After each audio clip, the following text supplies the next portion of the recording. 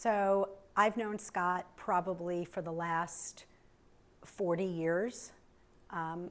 My mom started with Scott's parents, Barbara and Erwin Einbinder, back in the 80s, and I joined Century 21 in 1993.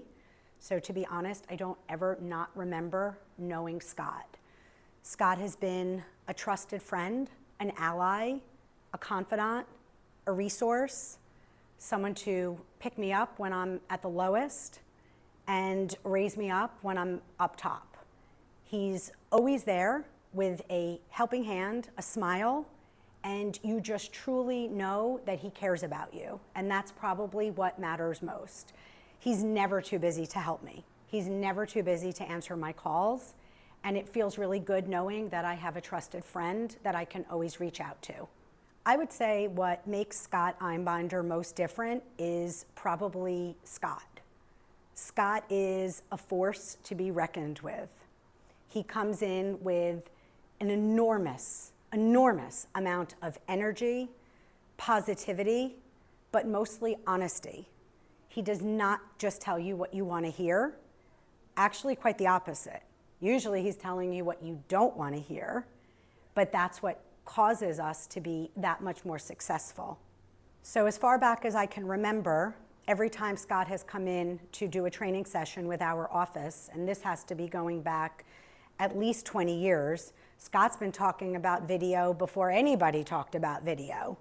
Scott's been telling us since as far back as I can remember that if you don't list, you're not going to last.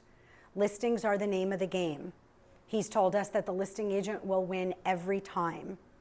Listing agents deal with strength, and listing agents are always in control. And when you're a listing agent, you can control how much you're going to earn, and you are just going to be that much more successful in the industry.